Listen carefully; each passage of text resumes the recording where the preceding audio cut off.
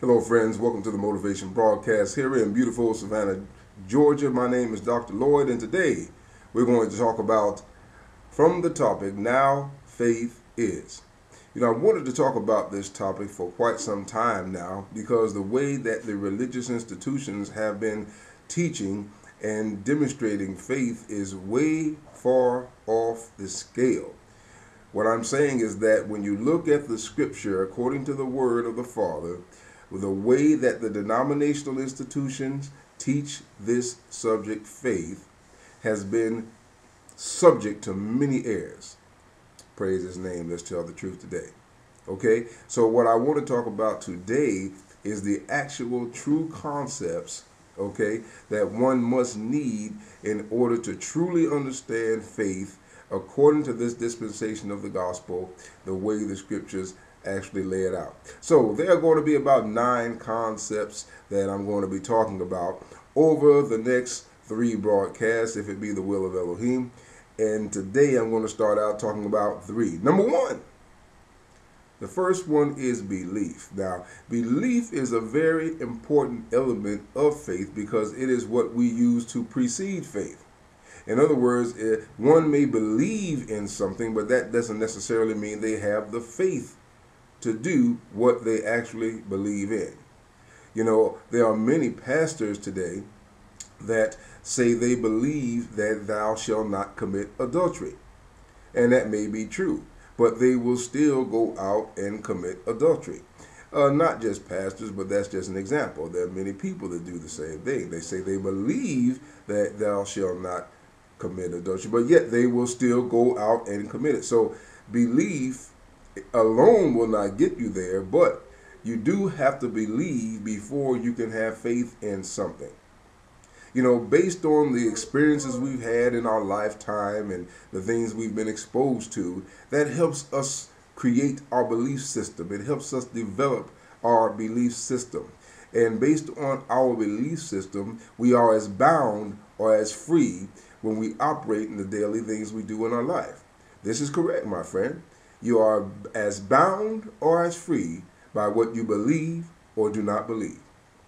Most of us hop into a bed, those of us that sleep in bed every night, and we just take it for granted that that bed is going to hold us up, that the frame is going to be strong. If we have a frame that's off the ground, that, it will not fall. Nobody goes before they go to jump in bed at night, checks the legs and make sure all the screws and bolts are tight and make sure that the mattress is sturdy and the box spring is sturdy. They don't do that. They just base it on what they believe by virtue of what they've been exposed to, and they've created this habitual way of behaving when it comes to going to bed. So they just go and jump right in bed. Okay? That is basically sort of how belief works. And that is the first aspect of these first 3 concepts. Belief. You have to believe before you really have the true faith that is dispersed by the Father to his called and chosen children. Glory be to his name. The second thing I want to talk about is acceptance. In other words, you have to accept what you believe concerning the kingdom as factual, as true, and as certain. Let me say that again. You have to accept what you believe according to the scripture, accept it as fact, accept it as that is true, and accept it as certain. It's a finality, okay? Because if you do not do that, you still cannot begin to exercise this faith that we are supposed to have in the kingdom of the Father. And last but not least, you have to comprehend by wisdom. Comprehend by wisdom. Remember, understanding can only get you so far, but wisdom will take you all the way.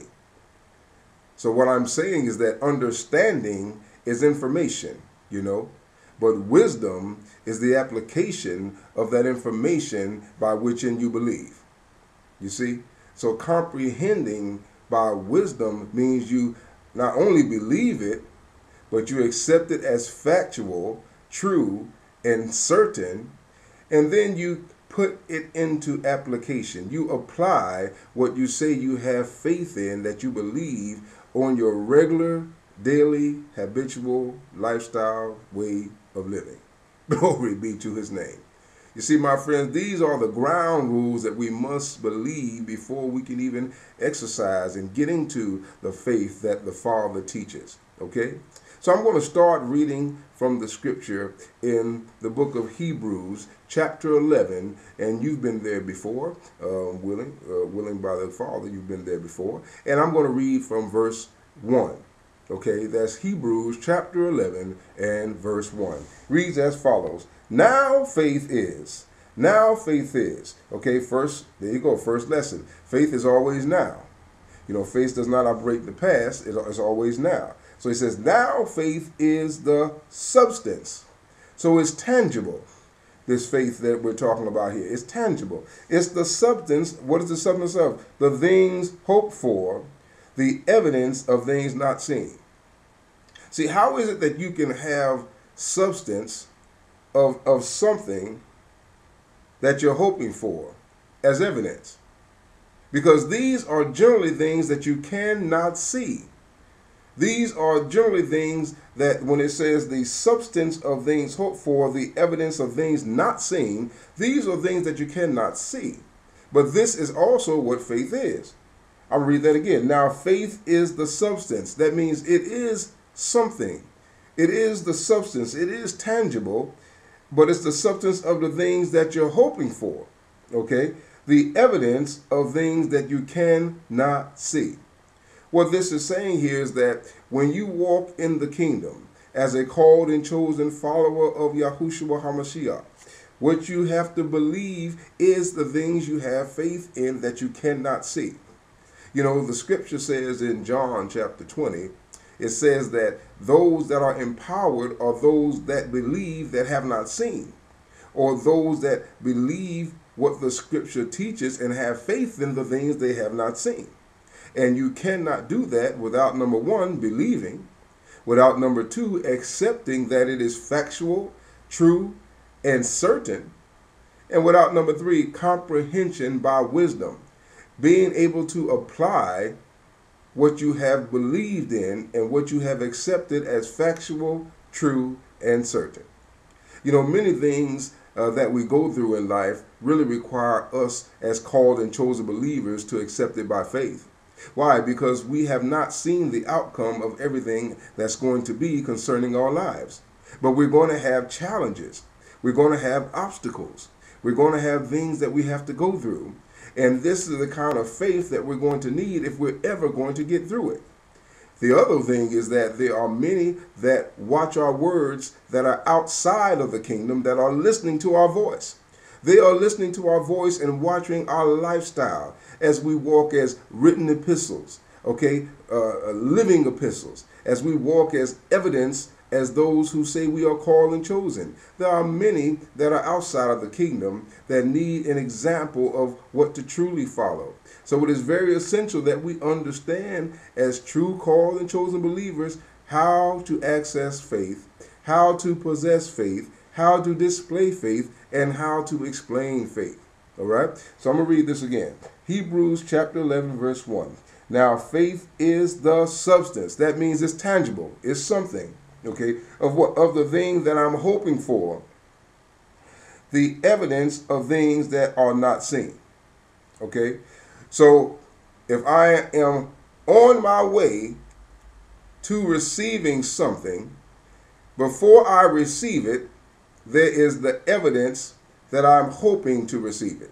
In other words, I'm in hope, okay? All the way to before I receive what I accept is true, I'm in hope. Why? Because that hope is the substance. That is the evidence. That's my hope. And as I continue to go toward that for what I have faith in, I hope. But as soon as I attain what I had the faith in, now my faith is made whole and I am complete. Glory be to us. Do you understand what I'm telling you today?